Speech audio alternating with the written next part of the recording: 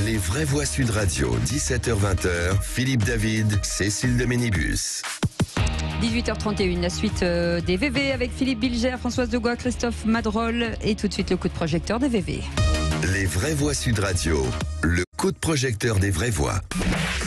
C'est drôle, hier j'étais pas avec vous et je pensais à vous. Aujourd'hui je suis avec vous et je pense à autre chose. Qu'est-ce que c'est? C'est pas quoi faire! Non, j'écris! Quand on photographie un visage, on photographie l'âme qui est derrière. Apprendre à voir avant que d'apprendre à lire. Ma pauvre, tu n'écoutes jamais. Mais Véronique, qu'est-ce qui se passe? Je ne t'aime plus. Mais je comprends pas. Tu vas comprendre. C'est joli mes fesses. Oui. Ouais. Pilier de la nouvelle vague, référence iconique et iconoclaste du 7e art, Jean-Luc Godard, le cinéaste, est mort à 91 ans. Oui, critique, réalisateur, vidéaste, théoricien, le cinéaste franco-suisse a marqué l'histoire du cinéma et laisse derrière lui une filmographie singulière, provocatrice, aussi admirée que critiquée, de plus de 100 films et de près de 60 ans de carrière. Et pour en parler avec nous, Jacques Pessis est avec nous. Bonjour Jacques. Bonsoir Jacques. Bonsoir Cécile, bonsoir Philippe, est-ce que vous m'entendez bien? Oui, on vous entend bien Jacques. Juste avant de revenir avec vous, Jacques, peut-être un petit mot des VV, Philippe Bilger, justement, sur Jean-Luc Godard. C'est un homme que j'ai admiré parce qu'il était un intellectuel du 7e art. Je n'ai jamais été fanatique du cinéaste, mais n'empêche que... C'est prise de position, c'est ça? Une longue absence. Non, mais parce que en réalité, j'aime beaucoup ne pas m'ennuyer quand je regarde les films.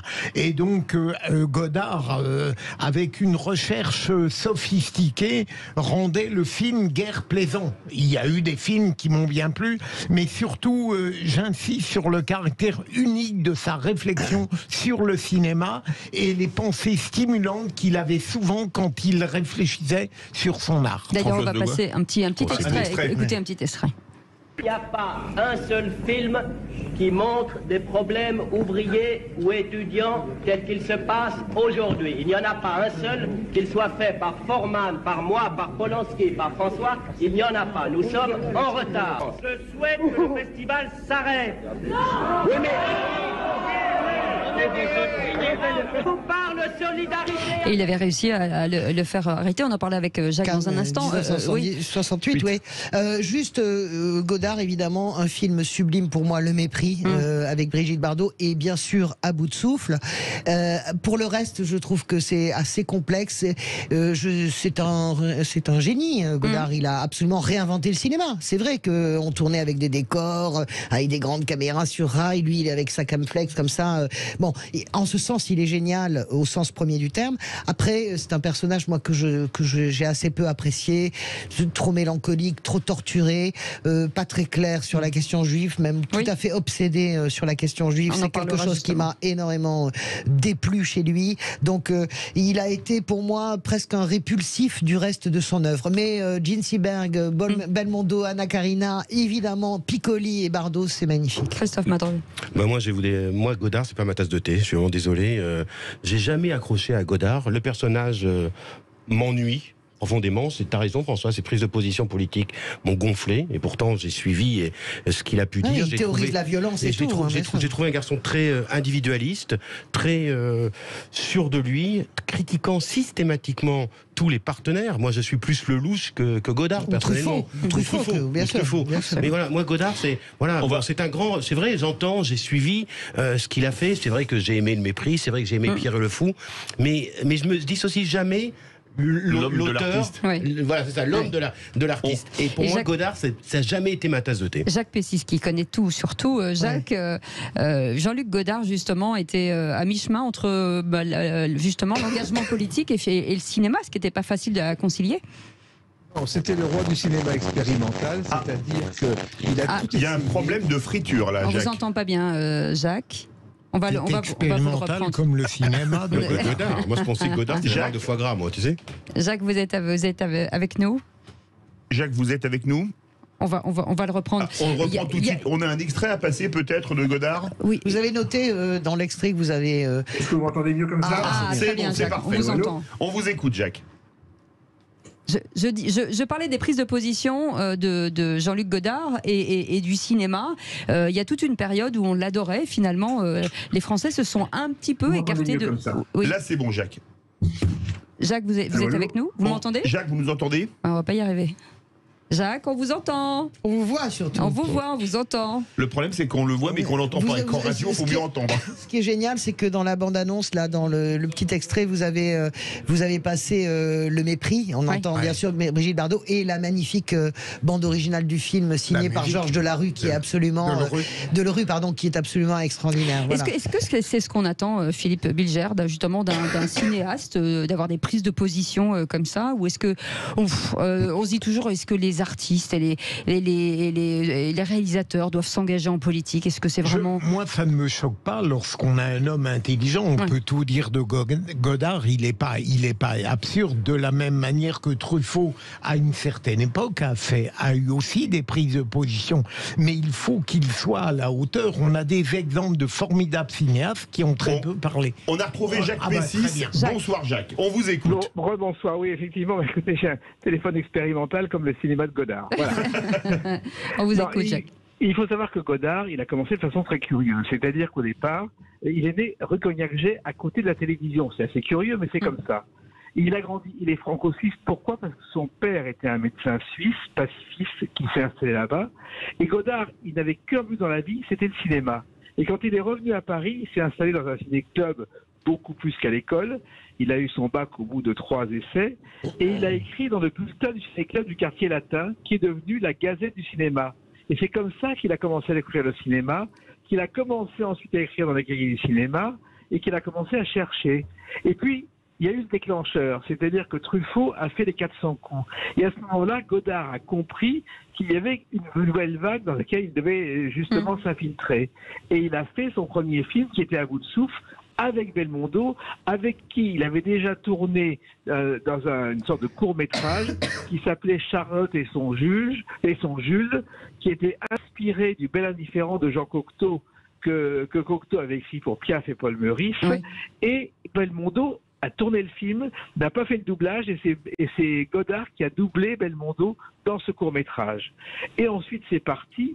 Il y a eu différentes époques. Il y a eu Le Petit Soldat, avec 7 films d'Anna Karina, s'amuse.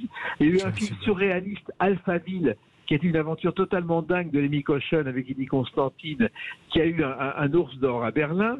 Et puis, il a retourné Pierrot le Fou, bien sûr, qui est considéré comme son chef-d'œuvre, avec Belmondo.